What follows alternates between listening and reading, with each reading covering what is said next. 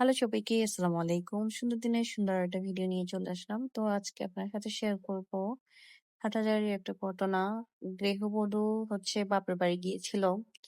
তো ওইখান থেকে মার সাথে শ্বশুরবাড়ির ননদ, শাশুড়ির মানে যা কাহিনী ঘরের মধ্যে অশান্তির কারণ সবকিছু শেয়ার করেছে। শেয়ার করে আবার শ্বশুরবাড়িতে চলে এসেছে।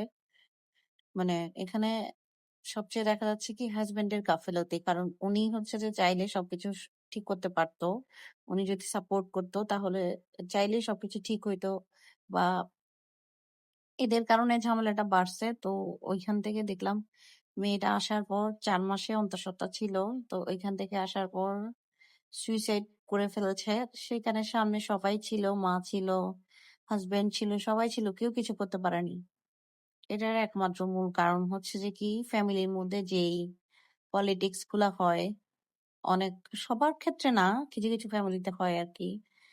যে বিয়ে দেওয়ার পরও ননদরা মানে এসে হুকুম করতেছে বা জ্বালা যন্ত্রণা করতেছে।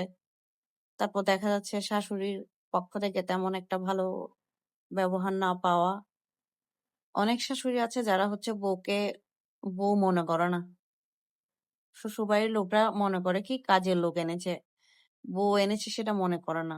সে সেটা চিন্তা করেই কিন্তু বিহেভিয়ার করে। তাই আমার একটাই কথা যে মেয়েদের বিয়ে দেওয়ার আগে ভালো করে দেখে শুনে খোঁজ খবর নিয়ে দেওয়া উচিত।